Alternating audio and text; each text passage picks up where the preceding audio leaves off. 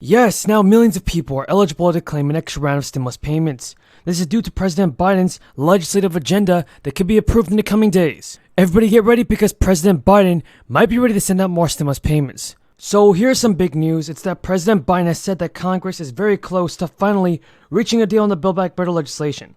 Joe Biden has continued to tout his entire Build Back Better package as he travels across the nation. And the Congressional Progressive Caucus, which is a group made of lawmakers in Congress, is now pressuring President Biden and the Senate Democrats to pass his signature very soon. And Democratic Representative Pramila Jayapal, who chairs the caucus, said in a statement that the spending package has only become more urgent, and negotiations of the bill have stalled. But Jayapal told reporters, public housing, residents have endured devastating fires, and the cost of insulin and other prescription continue to crush working people. We only see the need for more stimulus payments increase, folks, and that's the fact. But soaring inflation has become a political problem for President Biden, with Republicans pointing to the rise in prices as a reason why it's the wrong time for Congress to authorize some $1.75 trillion in new spending. And the Republicans argue that injecting more federal money into the economy will add fuel to the fire, while the White House and some Democrats say that the bill will only reduce the cost of living for many low-income families and ease inflation over the long run. Senator Manchin has also joined Republicans on this. But friends, inflation is, and always been a central component of Manchin's resistance to the broader package of stimulus. And no number of letters from economists has even stopped him from that, and should start decelerating in the months ahead. According to House officials, it is possible for lawmakers from both parties to come to an agreement on social spending programs. Biden even said, "I'm confident we can get the Build Back Better bill into law."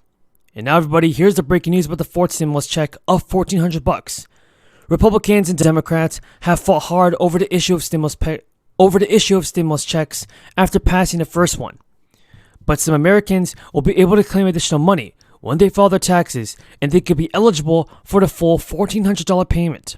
One way people could be eligible for a full $1,400 is if they had a child in 2021. Now, I know many of you are wondering how this is possible. Well, it's because of the 2021 Economic Impact Payment. And that was based on a person's 2020 or 2019 return, so any eligible dependent that came to the family last year would not have been included in the payment amount. And those who have a child who qualifies for the recovery credit then know this: you can claim the dependent when they file the 2021 tax return this year. Unlike the first two rounds of payments, which limited dependent eligibility to just children, the third stimulus check made accommodations for dependents of all ages. So a person who adds a parent or grandparent or another eligible dependent to their household could be eligible for a $1,400 payment, folks. Just remember that. And if a person didn't add a dependent to their family in 2021, then they may be able to claim some money via the recovery credit on their 2021 tax return. Anyone who thinks they may be eligible for more money than they received should pay close attention when filing the taxes this year, as will be the last chance to receive the funds. I believe that President Biden must do something about the stimulus checks, and he should do a better job in sending them out. And if you guys agree with me, then tell me in the comments down below and say I agree. The esteemed Majority Leader of this House, Steny Hoyer. Gentleman from Maryland is recognized for 1 minute. Thank you, Mr. Speaker.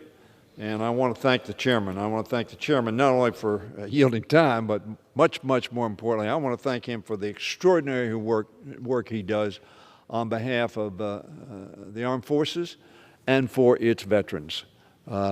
He is tireless in his advocacy of veterans' interests. At every meeting that we have, I meet with him every Wednesday in the chairman's meeting, always speaking up about how we need to continue our focus on the needs of our veterans who served our country so heroically, whether they went overseas or not. And some of the veterans that we're talking about today were not overseas when they contracted a disease or an illness as a result of toxic substances. They were here in America. There's a poet who says they also serve who stand and wait, ready to serve, ready to be deployed to the point of the spear.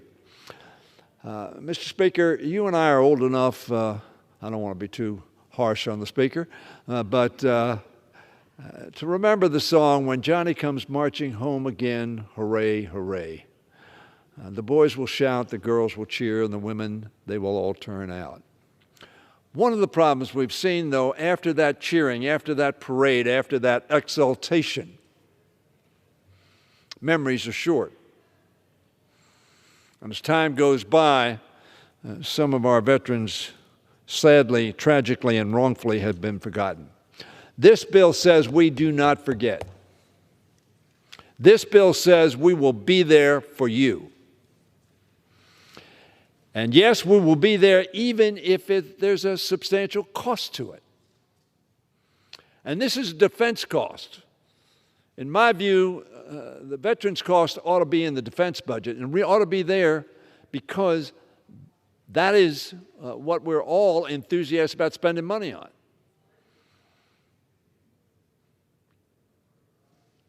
And veterans need to be and are our first priority. So I want to thank the chairman for his focus and for his action. He has long been a champion of our veterans and their well-being. I also want to thank Representative Ruiz and Representative Luria, who are sitting here with us, who have worked very hard on this legislation. Ms. Luria from Virginia, retired commander in the United States Navy, commanded a ship, she and her husband.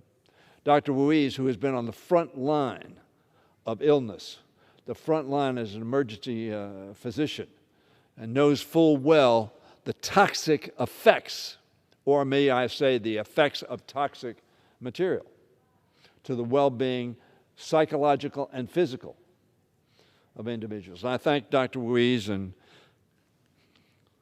Commander Luria for their work on this bill. Our veterans served with honor and routinely went above and beyond the call of duty in their defense of our nation. Many of them risked their lives, not everybody. There were some that were support, without whom those at the point of the spear could not have been successful. We have a responsibility, Mr. Speaker, a moral responsibility to care for our veterans when they return home and ensure that they receive the treatment they deserve. When we send our service members to war, when we recruit them, when we put them in a position by order, and they become ill because of where they are, because of either negligent or unknowing actions, unknowing to the extent we don't know the adverse effects that they caused. Whatever the situation, a soldier's exposure is our responsibility.